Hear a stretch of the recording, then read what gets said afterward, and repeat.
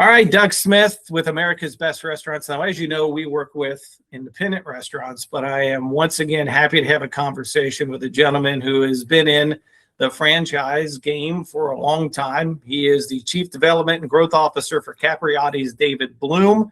David, first off, thanks for having yet another conversation. We've known each other for about 4 or 5 years, and I love talking with you, brother. Thank you.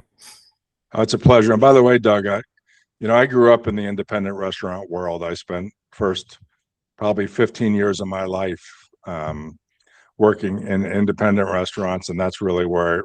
And my brother is still an executive chef today. My sister is a pastry chef, and so we all grew up working just in, kind of upscale mom and pop restaurants. But that's where we learned the business from the bottom up. Now, first question for you. You've been in the restaurant game for a while. I'm not calling you old. I'm old. You're not. You've been in it for a while. You've seen the ups, the downs, the economic highs, lows, all the ins and outs. In the last couple of years, really, in the restaurant space, it's been nuts with food cost and fuel and labor cost, everything else. As a restaurant owner operator, whether it is a franchise or it is an independent right now, so much has evolved over the last couple of years. What's your stake or advice for people in this time like this, with technology changing, marketing changing, cost? What do people need to really understand and kind of get their hands around to be successful in the restaurant space in these days and times? Well, first of all, just so you know, we are a franchise company, a franchisor, but we own and operate about 20 of our own restaurants. So we're in it every day working on all those issues, food and labor costs and insurance, and, working with the aggregators, the delivery aggregators, and trying to optimize our business literally every single day. We're not just a franchisor. So and that's where we make a lot of our money. It's just through daily operations. So we're hyper focused on that. I'd say a lot of issues, but the rate of change, the pace of change continues to accelerate year after year after year. So what worked 2 years ago today is maybe very different. And it used to be things took 10 years to change. Today they take 2 years, and next year they might take 6 months. So staying ahead and being a little bit ahead and testing and learning is really critical today to optimizing, whether it's cost of goods or labor management or social media or online delivery, customer service, and wrapping all that up into a seamless envelope, so you're not trying to manage, turn 12 different dials at all different times, and integrating all those things together. It's a real challenge. I mean, it's a real challenge. You can't just sit in the back of the house and make great food anymore. It's not uncommon to go down the street and find someone whose product and service might not be as good as yours, but there's a line out the door, and it's because they're really good at social media, or they're really good at something else. So it is definitely a challenge today to be good at all those things and understand all those things. It's hard. One thing that I've always been impressed with you and Capriotti's is the systems and managing the details. And in the independent side, we see it a lot where it can be loosey-goosey, where they almost have a job. They're not really running a business. They're working a job, and they don't have time, and it's so easy to let things get away.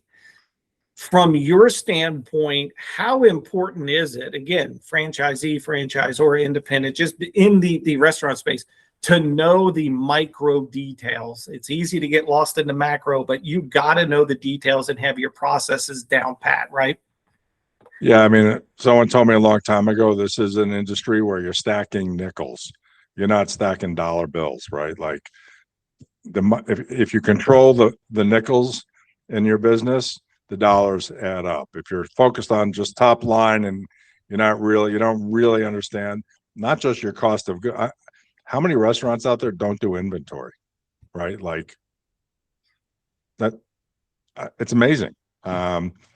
How many really don't know what their customers are saying about them, what their scores are on Google and Yelp and all the other sites, or DoorDash. They don't really know if they're delivering or using third-party aggregators, what their metrics are, what their error rate is on DoorDash. Like, all those things matter, and dramatically affect your business. So, but then there's also sort of the nuance. How do you make all of those systems work for you, versus against you? And I hear, and you hear this probably more than I do, but I hear people say, I'm not going to be on DoorDash. You don't make any money at that. Or I'm not going to be at Easy Cater. You don't make any money on that. Or I don't want to be on Yelp. Or I don't want to focus. Like, I will tell you, we make money on all those things. And we're a return on investment driven operation. We're going to put our time, our energy, and our money where we get the best return on investment. So we're always evaluating that, always looking. And again, the reality is that's changed, and it keeps changing. As you guys grow, your footprint is growing and growing and growing. You're based out of Vegas, and you guys are now like branching out into multiple states. We talk with restaurants all the time, especially again on the independent side, and we go, look, 10 years ago, you may have been one of 4 restaurants in your block. Now you are one of 30. You have to be, if it's not the term aggressive, but you have to be visible. You have to differentiate yourself.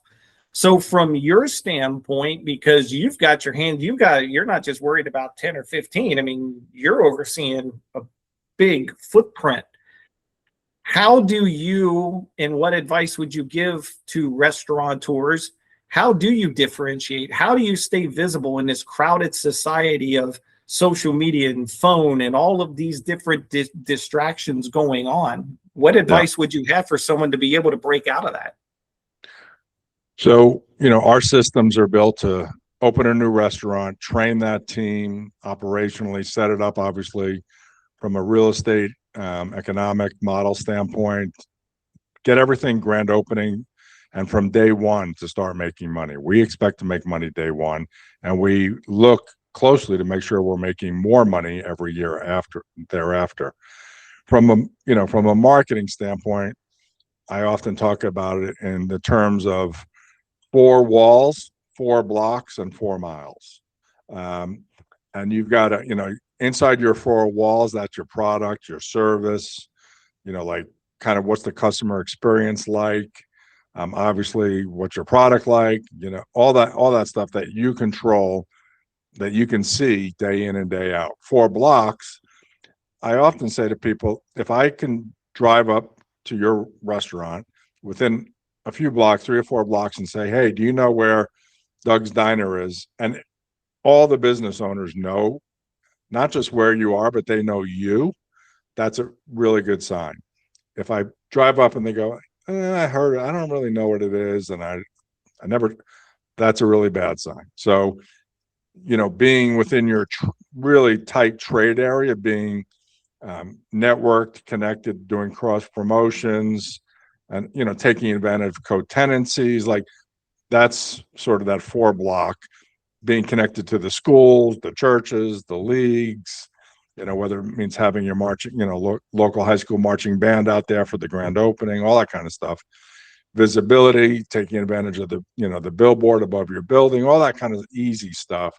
That's sort of the 4 blocks. The 4 miles is more the digital world. When people are, driving into your trade area, are you geo-fenced? Are they automatically getting an offer from you? If they go to one of your competitors, are you serving up an offer for them to come try you? Is it easy to order from you online? That's one of the things that has changed dramatically. Is the same customer that comes into you and says, oh, they come to you every Friday, they sit down, they talk to you, or they order on the phone. That same customer on Monday maybe doesn't want to talk to anybody. They just want to 2-click, have it delivered to their desk and eat it there, right? Like, people want to experience you different ways, and so you really do have to be omni-channel. And if you're not, they're going to get out of the habit of coming to you, and they're just going to go to somebody that's more convenient and is omni-channel. So again, it's you kind of have to be everywhere. And so the question is, how do you do that without losing all your hair? So obviously I learned late, but it's it's a challenge. And if you can't do it, then who do you partner with to help you do it? I love that. That's first four, four, and four. Four walls, four blocks, 4 miles. I love that one. I'm going to share that one and I'll give you credit for that one. Is that okay? Sounds good, man. Now, one part that we were talking about earlier, and Capriati's appears to be ahead of the curve on this, is regarding when a franchisee opens. You're talking about the whole 4 walls. That's where it starts. When somebody's opening up, you kind of have that one shot to make that first impression. And boy, if you screw it up, then you're spending a lot of time trying to get them back. Talk about the way you and Capriati's approaches a new franchisee when it comes to being on site, helping train, really giving additional, I guess, opportunity. Because in the franchise world, it's typically someone may show up and they're there for a couple of weeks and then they go, great, you're on your own. Here's the book and go. You guys do it a little bit more in depth. Talk about that. Yeah, well, to begin with, they kind of learn everything theoretically online first, and they come to work at one of our company shops, the franchisee and their manager, and we'll train as many people as they want to bring at no cost. They're here for 4 weeks. And while they're here, they're meeting with our marketing team and supply chain team and finance team to make sure all the accounts are set up and, the grand opening plan is in place and ready to pull the trigger, and supply chain is, everything's scheduled and planned out well in advance. When they're ready to open, we send our team out about a week ahead to help train their people. So it's not them training their people. We're physically training their people to make sure they're set up. And then for a new franchise, we're there for a couple of months, and we've been there as long as 3 months. Wow. Some of it, frankly, because we're seeing record revenues on our grand openings. And to a degree, we didn't even build these stores to handle that kind of volume. We're like, wait a minute, it used to be 25 or 30 grand, a week was big. Now we see stores do, 40, 50 grand a week in sandwiches. That's a lot of sandwiches. And, so we just found that staying longer, making sure things are settled down, making sure that store is not just operationally doing well, but actually is producing the right profit before we leave. Teaching them, do we have staffing down? Do we have everything working operationally before we leave? And by doing so, we're setting that person up for success, number one. Number two, selfishly, that person is ready to grow faster and just is more confident. They're ready to grow. So there's a selfish long-term motive involved in that. If they're winning and they're doing well, then we reach our long-term goals. And so, yeah, it costs us more. And frankly, we actually lose money on their first store opening because we so over support it. But in the long term, it pays off for us. No, that's awesome. And what I heard there as well is I would love to be able to share this with some of the independents that we work with. Again, we've got people that we work with on both sides of our company. They may only be doing, say, 800,000 a year, but they're living and they're plugging away. And we sometimes will tell them, you got to pay attention to the details and don't be afraid to train and don't be afraid to do this. But hearing it come from you, who's somebody who's done it for a long time and very successfully, that sounds like that piece of advice of what you just said on how you guys handle it at Capriati's, that could be used across not just restaurants, but really business in general. You've got to train and set your people up for success instead of hoping and wishing.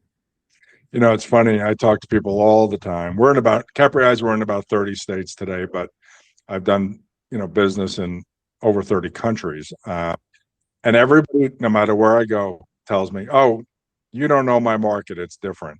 Everything's different. And I wish I had $1 for every time I heard that. And the reality is it's not. The consumer's not different. Yes, in the South, they eat a little different, food, and they want, a little maybe they want Coke versus Pepsi or whatever, like, yes, okay, but the reality, at the end of the day, consumers are the same. They want a really good value for their dollar. And today it's even more so because discretionary income is, tighter than it used to be. So they have a value expectation. If you meet that or exceed that, you're probably well positioned. If you don't, somebody else is going to. And so we have to do that every day. And that's the tough part of this business is you literally have to do it every day, every time. Yeah, and whether it's restaurants or any other business, I have friends that own other businesses. Someone may have a bad experience or a customer just, comes in and they don't come back. And it's so easy to go, well, they weren't a good customer. Oh, they weren't this. It's like, well, no, they took the time to come in and cross that threshold and come in and give you money. If you're not prepared to over deliver or to enhance their experience to provide them an opportunity to come back, you're going to spin your wheels because you spent the time, energy, effort, and money to obtain that customer. It's a lot cheaper to keep it than to keep trying to go out and bring new ones. And that's what I've always been impressed talking with you and the systems that you have set up is you really over deliver on that initial setup for the franchisees so that when they do get customers in, they will become repeat customers. Because if you don't, 12 months down the road, you're going, well, this business stinks. No one's coming in. Well, no, you had them. You just screwed it up. That is 100% true. That is totally accurate. And it's funny because you see it in every industry. Like when you go and buy a car, you know what cars cost today? There's no such thing as a cheap car, right? Like the cars today cost what I paid for my first house, right? Like it's crazy. And and I, candidly drive somewhat expensive cars. And I've been to dealerships where, like, regardless of how much I'm spending, they just abuse you and they try and take advantage and they don't care about your lifetime value versus places you sit down and go, oh, that was really good. That was easy. They made it easy. They took care of me. They, were personable. I'm going to keep buying cars there. Like I'm always just going to go there first. And it's the same for every business, right? Like knowing your customer, knowing what they appreciate and somewhat over delivering consistently, or at least knowing what their expectations are given that price point and giving them a little bit more. It never hurts, right? It's always good business. Amen. So if somebody in the restaurant space, and I would imagine too, you get a lot of people who are in it, like the corporate world, and they get burned out on the corporate world maybe, and they go, I want to try something different. And they look at the franchise space, or maybe it's someone who's been in the restaurant world and they go, okay, I want to do it a little bit different. They want to reach out, they want to investigate Capriati's. How's the best way for somebody in that world to get a hold of you or to learn more about the opportunities that Capriati's provides? Yeah, they can just go to ownacapriatis.com. Super simple, ton of information. We try to be very, very transparent to tell you who we are, what our values are, because we're a very values-driven company and want to work and align with people around what they value versus what we value first and foremost, because we think that's the key to long-term success. And, get all the financial and legal stuff there, of course, and hear from a bunch of franchisees, of course. It's about the discovery and trying to figure out what's the right business for you.